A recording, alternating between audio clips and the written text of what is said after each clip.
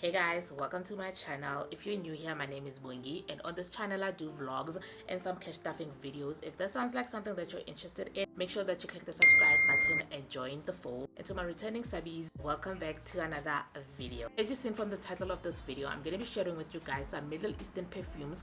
I have 5 with me right now, and I've had them for like 6 weeks, and they've been macerating for the same time, but I've only been able to test them out like this past 2 weeks, so I'll be able to also give you some information on like the performance of these. Now before I start, I want to make a disclaimer. I am not a perfumer. I really don't know anything about perfumes. Like, if you click this video thinking that I'm going to be able to tell you the notes that I can identify just by smelling perfume, you're gonna be disappointed. All I know about perfumes is that if I like how it smells, I'm gonna keep it or I'm gonna buy it. If I don't, I'll probably give it away or use it to maybe as a house spray or something like that. Fortunately for me, the only perfumes that I've ever bought and did not like are from Zara, and I gave one to my sister. The other one I'm still trying to figure out if I'm gonna keep it or not.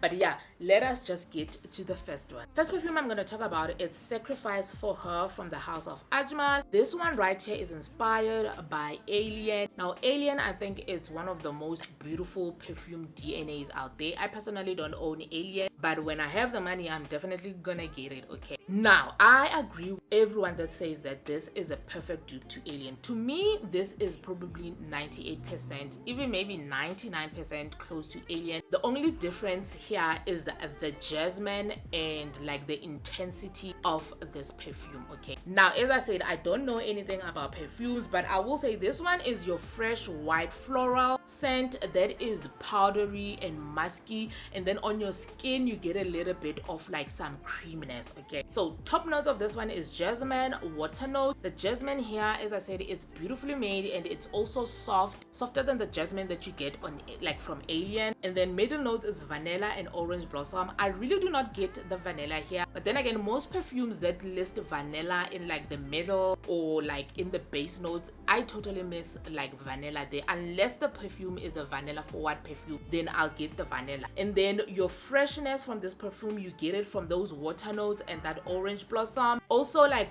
jasmine, orange blossom, and tuberose are my favorite white floral. The base notes is ambergris and musk, and that's where the muskiness and the powderness from this perfume comes from. I personally love this perfume right here. Now when you talk about the performance, the longevity of this one on my skin, I get a good 3 hours. After 3 hours I can't smell it, and then on my clothes I would say it lasts longer, but then again, I'm a heavy sprayer. I remember I wore this to work one day, and 2 days later I could still smell this on the t-shirt that I had worn to work. So you see, like on clothes it gives you a different longevity than it gives you on skin. Projection is moderate. Like if you're standing close to me, you'll definitely smell this, but it's not gonna leave like a trail, or it's not gonna fill a room. This is like a softer version of Alien, whereas Alien is dark intense. This one is like a softer version of it. Is Sacrifice for Her from Ajmal. Second perfume I'm gonna talk about is from Emper, and this is Scent of Individuality Best Dark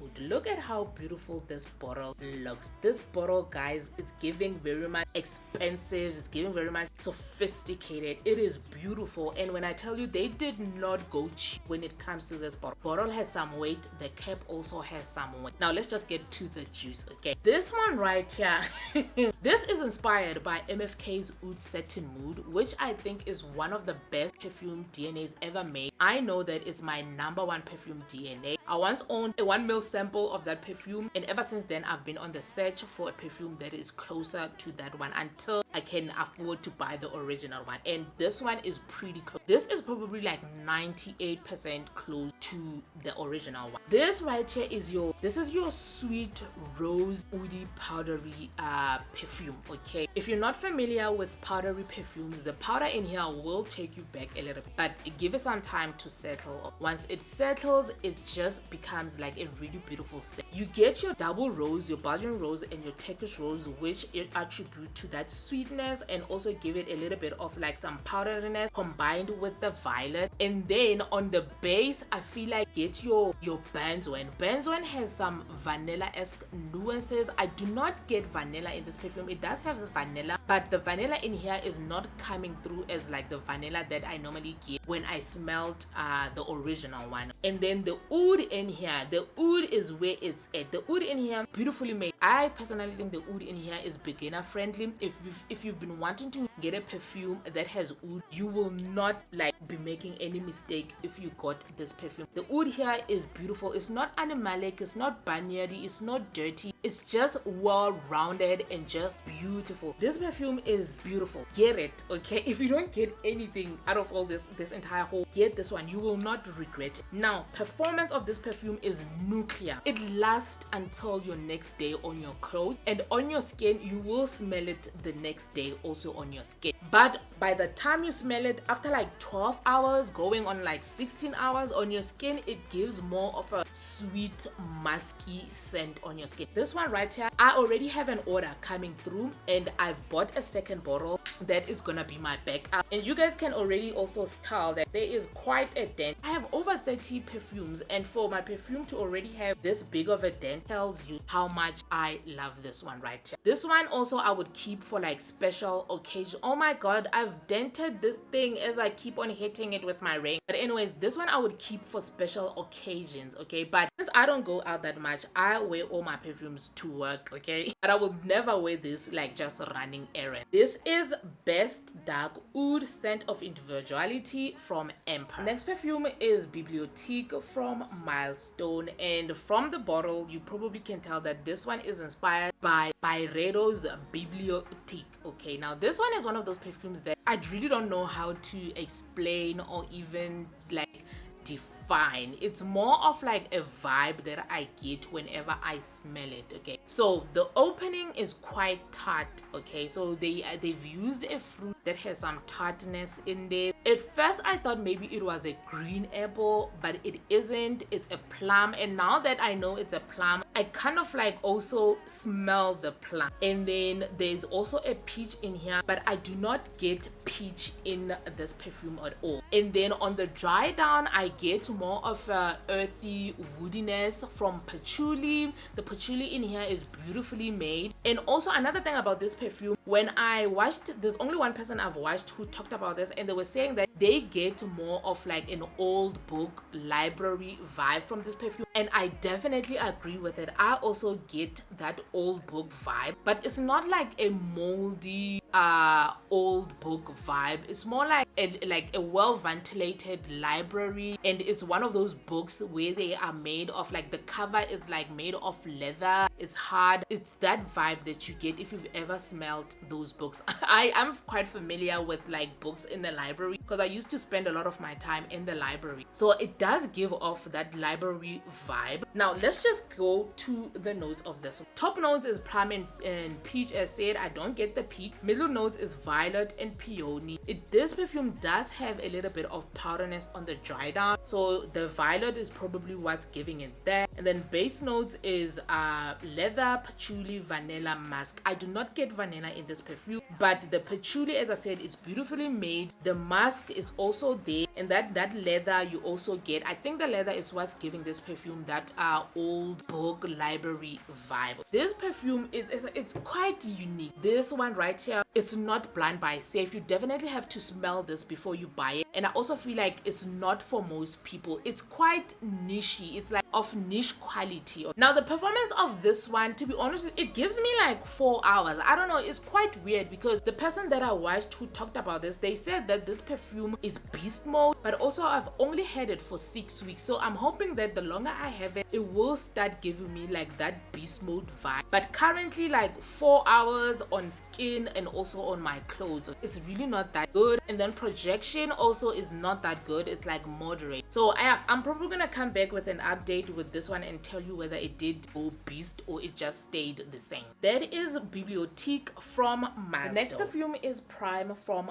Milestone also, and this one, looking at the bottle, you can probably tell that it was inspired by Promise from Frederick Mal. Now this one is one of those unique complex, intriguing scent. This perfume I honestly did not think I would end up liking, because the first time I smelled it, I was like, what the heck? It was too spicy. Like the spices were in your face. Now the vibe I get from this one, it's your green apple. In the top, the opening, you get your green apple. It's like a tart green apple, and then you get bombarded by like spices. When you get past those spices this way, then you get like a woody earthiness and some animalic vibe. This one, it's quite, as I said, it's intriguing. This one, when you smell it, I feel like every time you smell it, you discover something. Every time you smell it, it's like you're smelling something you didn't even smell before. I love this perfume so much that even when I'm not wearing it, I have to smell this perfume. Like I will go to my shelf, pick it out and smell it. That's how much I love it. This one also, the probability of you coming across someone who smells like this, they're pretty rare, okay? I love this perfume. Also the performance, this one, I heard that it was a beat, and let me tell you something, this has potential.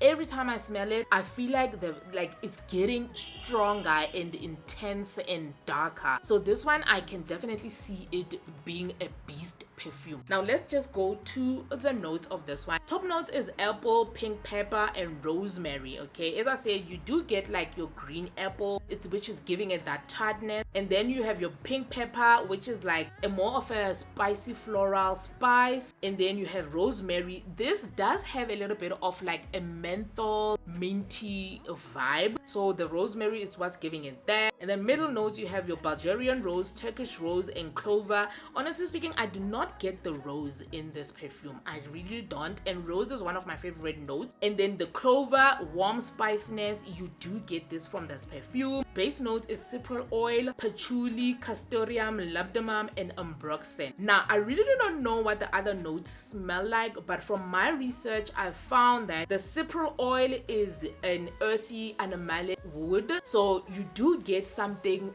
woody and animalic on the base of this perfume, especially on your skin. Like on the skin that dry down, you get that animalic vibe more than you get it on your clothes. And then patchouli, you do get that earthiness on this perfume. Patchouli is beautifully made. I found that in my journey of collecting perfumes that patchouli is also one of my favorite notes. Castoreum, where it has animalic nuances to it. And then labdanum, from my research, they say that it's like more of a deep leathery note. And then ambroxan is like an amber musky note. So I definitely agree with the base notes of this. This is like a woody, earthy, animalic, musky scent on the dry down. It has all these notes that I didn't think I would like, but I love this, as I've said. Now the performance, longevity for this one, I get a good 6 to 8 hours on my clothes, and then the projection is a good 2 feet. I would say you need something as unique as this one in your collection. That is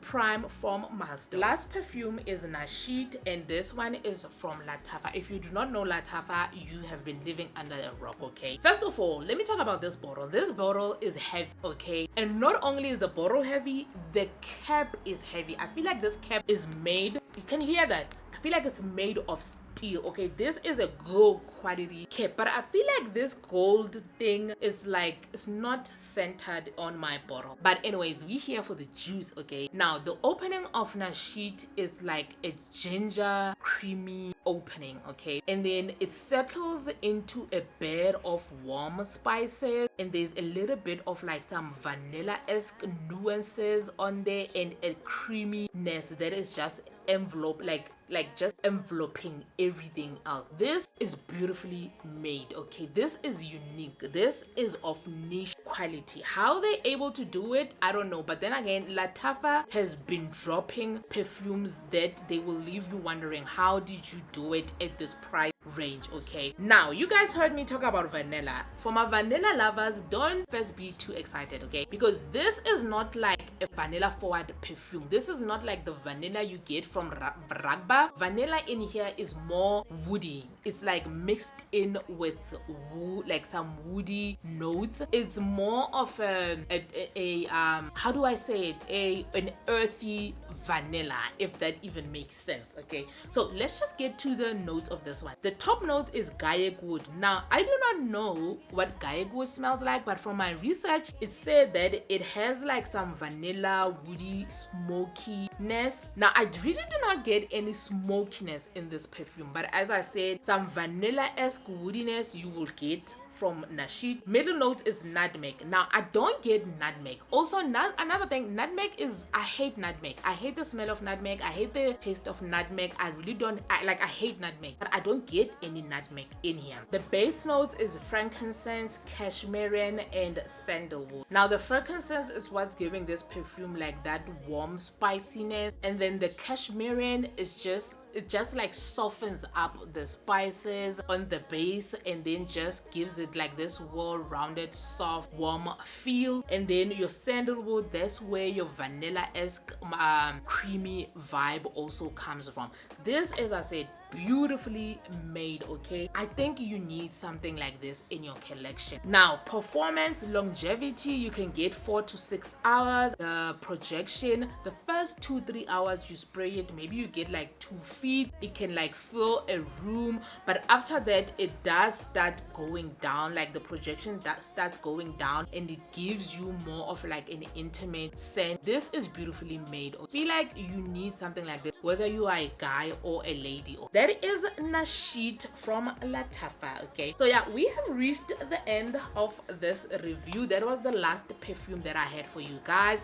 If you enjoyed this video, give it a big thumbs up, and if you guys would like more of these Middle Eastern perfume reviews, let me know in the comment section. And if you own any of these perfumes I've like shown you guys, as I said, I've had these for like 6 weeks, so if you have had them for longer and the performance changed, let me know also in the comment section what to expect the longer I have these perfumes. Don't forget to subscribe if you haven't subscribed, and I will see you on the next one. Bye.